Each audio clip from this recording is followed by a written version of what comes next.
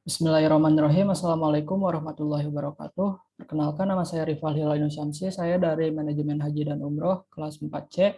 Di sini saya akan membuat video bagaimana cara melaksanakan haji tamattu. Eh, Sebelumnya video ini saya buat untuk kepentingan menyelesaikan ujian akhir semester mata kuliah Manajemen Bimbingan Manasik Haji dan Umroh yang diampu oleh Bapak dosen Dr. Andes Haji Asep Iwan Setiawan, MAG.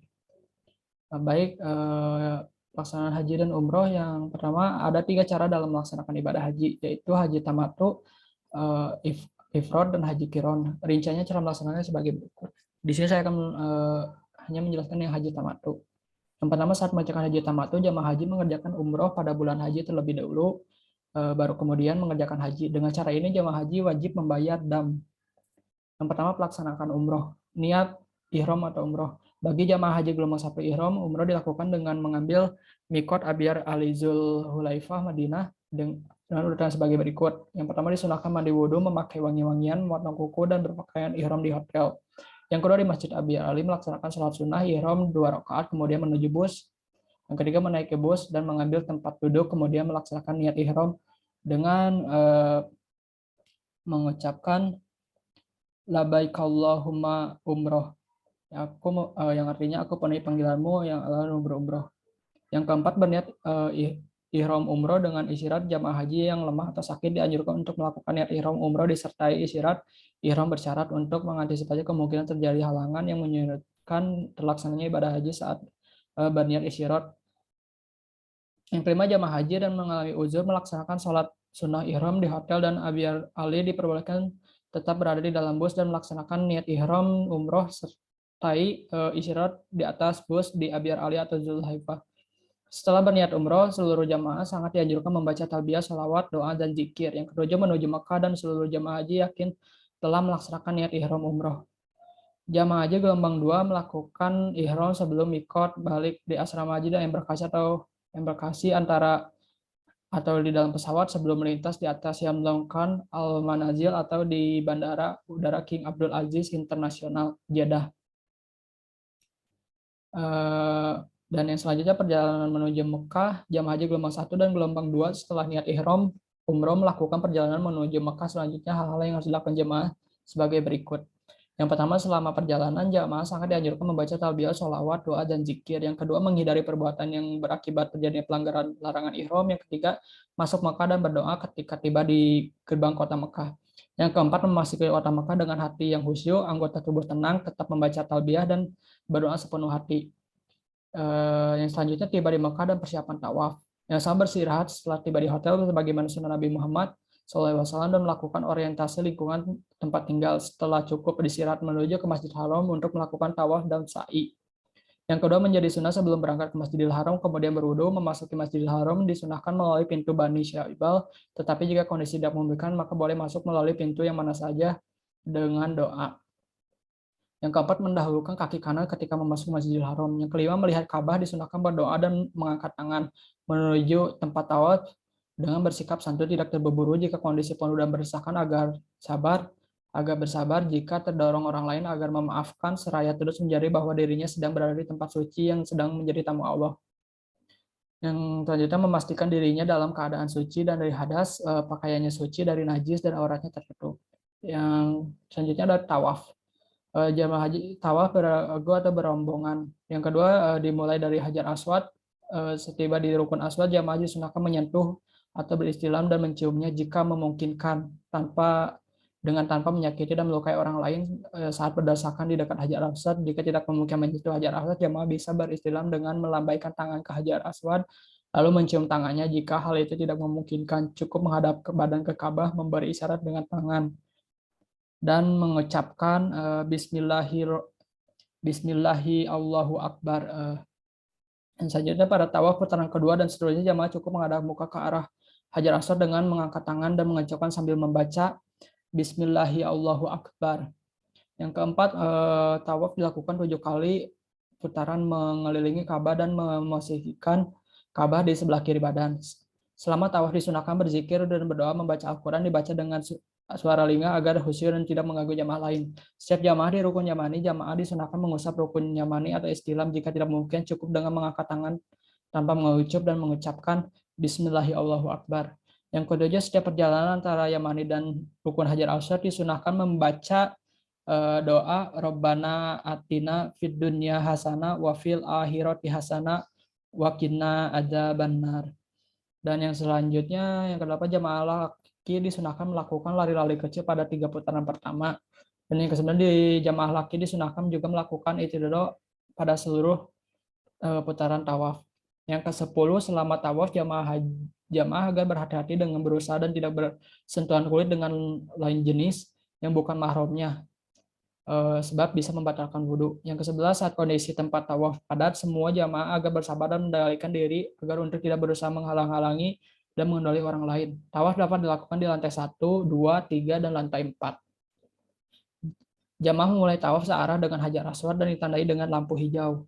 Jamaah mulai tawaf dan menghadapkan tubuhnya ke arah Hajar Aswad. Setelah 7 putaran, jamaah mengakhiri tawaf sejajar dengan Hajar Aswad yang ditandai dengan lampu hijau tempat ia memulai tawaf. Dan yang selanjutnya, sa'i. Setelah jamaah haji melaksanakan tawaf dan rangkaiannya, jamaah selanjutnya menuju ke tempat sa'i atau mas'a. Untuk melaksanakan sa'i dimulai dari Bukit Tafa. Mendaki Bukit Tafa sambil berzikir dan berdoa ketika hendak mendaki bukit. Menghadap kiblat dan berzikir dan berdoa setiba di atas Bukit Tafa. Melakukan sa'i disunahkan dengan berjalan kaki bagi yang mampu dan boleh menggunakan kursi roda atau skuter metik bagi yang uzur. Selanjutnya memulai perjalanan sa'i dari Bukit Safa menuju Bukit Marwah dengan berzikir dan berdoa. Melakukan sa'i disunahkan suci dan hadas dan berturut-turut 7 putaran, tetapi dibolehkan diselingi lama sebentar untuk melakukan salat fardu atau lainnya. Melakukan perjalanan dari Bukit Safa dan mengakhirinya di Bukit Marwah sebanyak 7 kali perjalanan. Yang ke-8, menghitung perjalanan dari Safa ke Marwah dihitung 1 kali perjalanan, sebaliknya perjalanan ke Marwah ke Safa dihitung 1 kali perjalanan. Dengan demikian hitungan ke-7 berakhir di Marwah. Yang ke-9, melakukan aromal atau berlari kecil disunahkan bagi jamaah laki-laki setiap melintasi sepanjang lampu hijau, sedangkan jamaah perempuan cukup berjalan biasa. Membaca doa dan zikir di sepanjang perjalanan sa'i dan Safa ke Marwah dari Marwah ke Safa. Membaca doa zikir di setiap kali pendaki Bukit Safa dan Bukit Marwah dari ketujuh perjalanan sa'i. Membaca doa di Marwah setelah selesai melaksanakan sa'i dan tidak perlu salat sunnah setelah sa'i. Yang selanjutnya bercukur. Setelah selesai melaksanakan sa'i, bagi jamaah yang melaksanakan haji tamattu, bercukur atau memotong rambut kepala. Dengan demikian selesailah pelaksanaan umroh. Ketentuan cara memotong rambut adalah laki-laki mencukur gundul atau memotong sebagian rambut kepala sambil membaca doa mencukur rambut. Perempuan memotong sebagian rambut kepala minimal 3 helai. Yang kedua, jamaah yang kepalanya botak cukup menempelkan pisau cukur atau gunting di kepala sebagai isyarat mencukur rambut. Setelah jamaah bercukur memotong rambut kepala, ibadah umroh yang dilakukan sudah selesai dan ia terbebas dari larangan-larangan ihram tahallul. Yang kedua, selanjutnya ada pelaksanaan haji. Pada hari Tarwiyah 8 Zulhijjah, jamaah haji yang melaksanakan haji tamattu mempersiapkan diri untuk melaksanakan ibadah haji dengan melaksanakan niat ihram haji yang mengambil mikot di tempat tinggalnya, yaitu di hotel-hotel Mekah, dengan melakukan berbagai aktivitas sebagai berikut. Yang pertama, di hotel Mekah. Bersuci disunahkan membersihkan badan dengan mandi dan berwudu, memotong kuku, memakai wangi-wangian. Yang kedua, berpakaian ihram dilanjutkan dengan melaksanakan sholat sunnah ihram. Yang tiga, berniat haji dengan mengucapkan labbaik Allahumma haji. Aku sambut panggilanmu ya Allah untuk berhaji, yang itu artinya. Dan selanjutnya setelah mengucapkan niat ihram haji, jamaah dianjurkan membaca talbiyah. Yang kelima, berniat haji dengan isyarat. Jamaah haji yang lemah atau sakit dianjurkan untuk isyarat atau ihram bersyarat untuk mengantisipasi kemungkinan terjadinya halangan yang menyulitkan ibadah haji. Yang keenam, berangkat menuju Arafah dari mulai pukul 7 waktu Arab Saudi sampai selesai pada 8 Zulhijjah yang disebut hari Tarwiyah dengan naik bus antre dengan sabar sesuai rombongan. Yang kedelapan, berdoa ketika masuk wilayah Arafah. Selanjutnya di Arafah, jamaah haji telah tiba di Arafah pada tanggal 8 Zulhijjah, sementara wukuf sebagai rukun haji dilaksanakan pada 9 Zulhijjah. Selama menunggu wukuf, jamaah hendaknya berzikir, membaca Al-Quran, talbiyah, dan berdoa. Yang kedua, pada tanggal 9 Zulhijjah pada zawal, setelah matahari tergelincir dimulai wukuf. Jamaah haji melaksanakan wukuf hingga maghrib. Selama wukuf, jamaah haji melakukan kegiatan sebagai berikut: mendengarkan khutbah wukuf, Masuk waktu wukuf yang ditandai dengan azan waktu zuhur, melaksanakan sholat zuhur dan asar jamak qasar takdim. Melaksanakan wukuf dilanjutkan dengan zikir dan berdoa secara berjamaah atau sendiri-sendiri. Yang selanjutnya memperbanyak zikir, bacaan talbiyah, zikir, membaca Al-Quran diselingi dengan doa dan berusaha terus mendekatkan diri kepada Allah dengan khusyuk dan tawadu. Dan selanjutnya melaksanakan wukuf dilanjutkan dengan zikir dan berdoa secara berjamaah atau sendiri-sendiri. Memanfaatkan kesempatan wukuf sebaik-baiknya untuk berbuat kebaikan, bertaubat, membersihkan hati, selalu mengingat Allah Subhanahu wa taala, berzikir dan tidak membicarakan hal yang menimbulkan sum'ah atau riya. Yang selanjutnya menghindari perbuatan yang berakibat terjadinya pelanggaran larangan ihram. Melaksanakan wukuf disunahkan menghadap kiblat sebagaimana yang dilakukan Rasulullah SAW sejak mulai wukuf sampai matahari terbenam dengan berzikir dan berdoa. Saja mengakhiri wukuf ketika waktu maghrib tiba ditandai dengan azan maghrib. Jadi jamaah haji bersiap ke Musdalifah didahului dengan salat maghrib. Melaksanakan salat maghrib dan isya dengan cara jamak takhir atau qasar di Musdalifah bagi jamaah yang diberangkatkan trip awal, sementara jamaah yang di belakang dengan trip akhir melaksanakan salat maghrib dan isya dengan cara jamak takdim qasar di tenda Arafah. Yang selanjutnya meyakini bahwa wukuf yang dilakukan sah dan sempurna. Yang kelima, yang selanjutnya menaiki bus menuju Musdalifah dengan antre dan bersabar menuju giliran. Sepanjang perjalanan menuju Musdalifah disunahkan berzikir dan bertalbiyah dan berdoa. Selanjutnya di Musdalifah, pada tanggal 10 Zulhijjah malam, semua jamaah haji meninggalkan Arafah menuju Musdalifah untuk melaksanakan mabit, membaca talbiyah dan berzikir selama dalam perjalanan dari Arafah menuju Musdalifah. Saja bersikap tenang, tidak terburu-buru selama perjalanan menuju Musdalifah menghadap kiblat. Setelah tiba di tempat mabit, hukum menghadap kiblat adalah sunnah. Membaca talbiyah dan zikir diselingi dengan doa, berusaha terus mendekatkan kepada Allah karena Musdalifah termasuk tempat mustajab untuk berdoa.